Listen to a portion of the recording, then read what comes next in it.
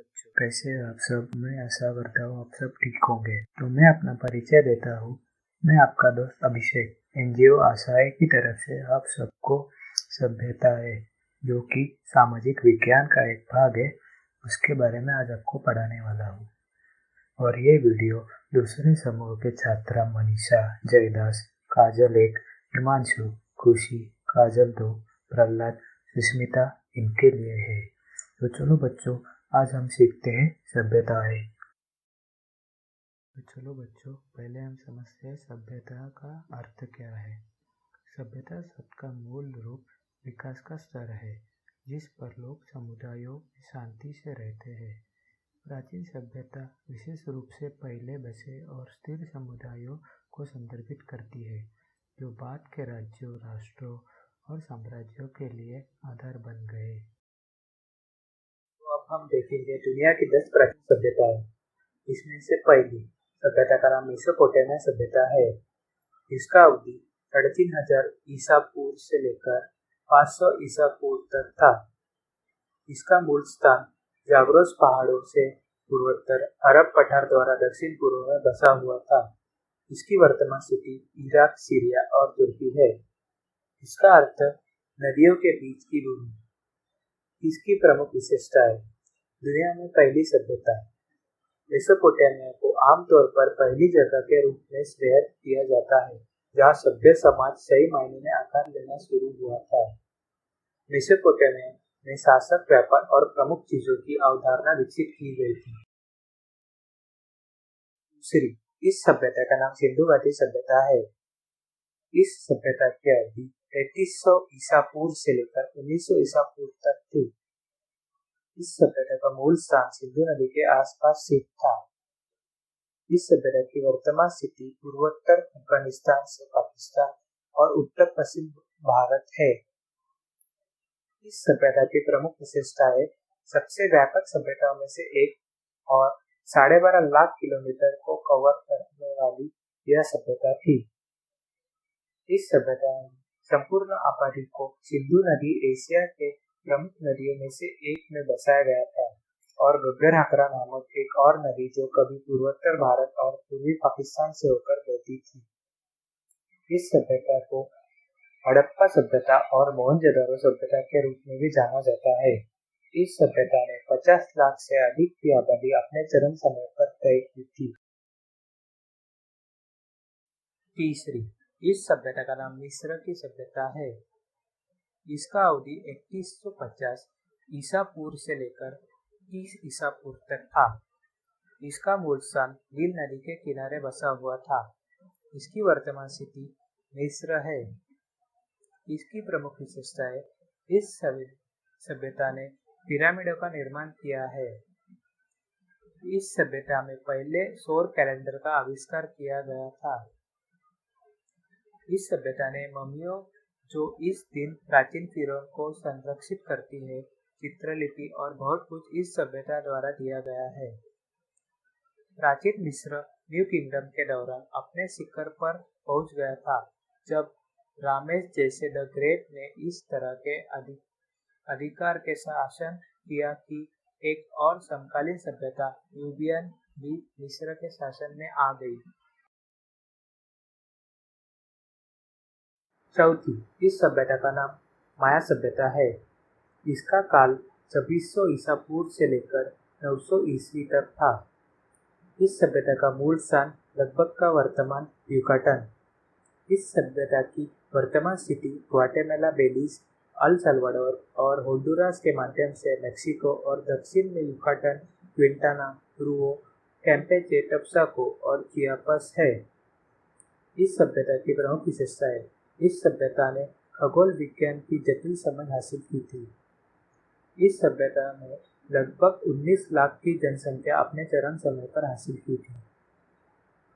प्राचीन मायावादी अपनी समकालीन सभ्यताओं की तुलना में सांस्कृतिक रूप से समृद्ध थे।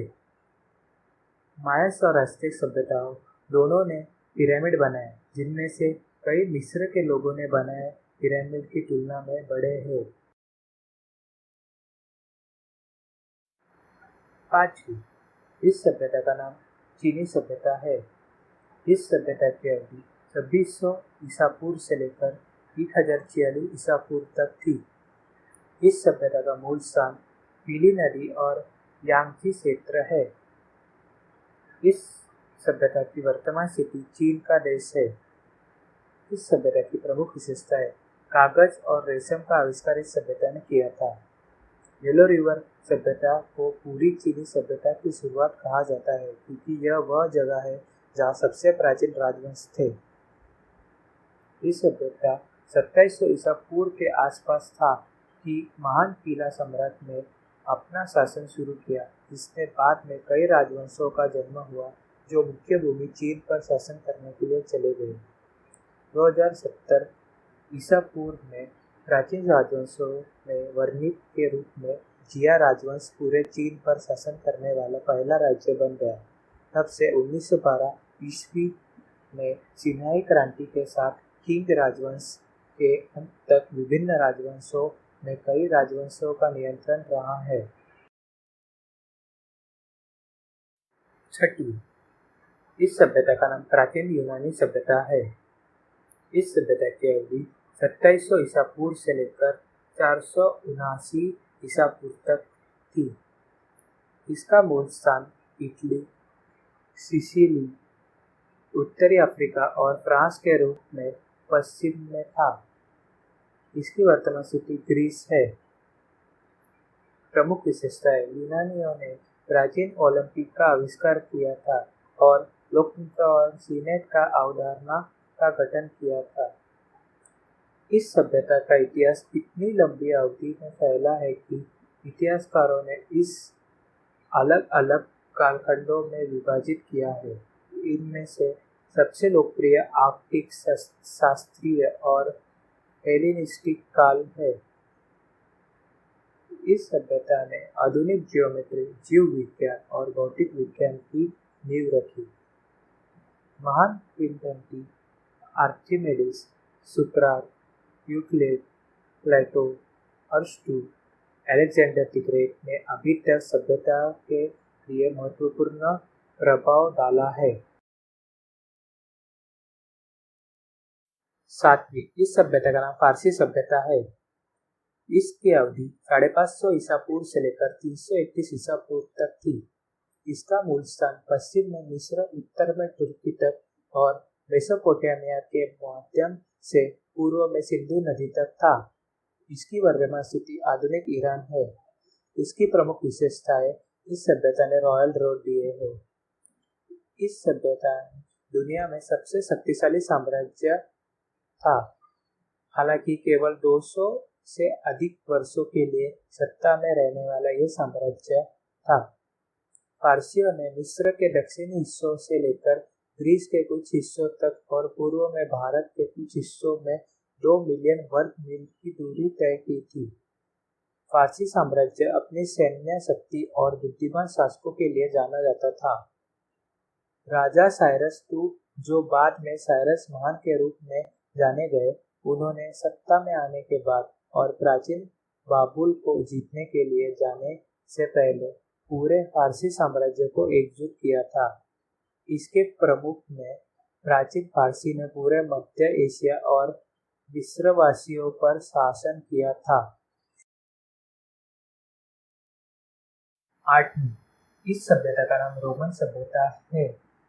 इसका काल 550 ईसा पूर्व से लेकर 465 ईस्वी तक था।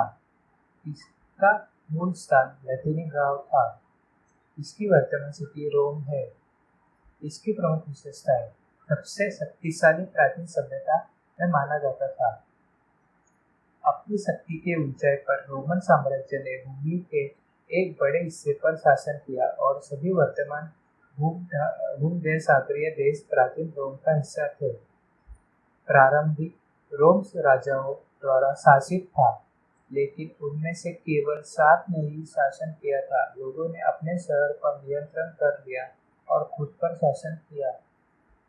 उन्होंने सीनेट के नाम से एक परिषद की शुरुआत की, जिसने उन पर शासन किया। इस बिंदु से रोम को रोमन गणराज्य के रूप में जाना जाता था। रोम ने मानव इतिहास के कुछ महान सम्राटों जैसे जूलियस सीजर, ट्रजन और ऑगस्टस के उत्थान और पतन को भी देखा था। 9वीं, इस सभ्यता का नाम एसिक सभ्यता था। इसका अवधि 1345 ईसा पूर्व से लेकर 1521 ईस्वी तक था। इसका मूल स्थान पूर्व कोलंबियन मेक्सिको का दक्षिण पूर्व क्षेत्र था। इसकी वर्तमान स्थिति मेक्सिको है। प्रमुख विशेषताएं। नाहुताल प्रमुख भाषा थी इस सभ्यता की।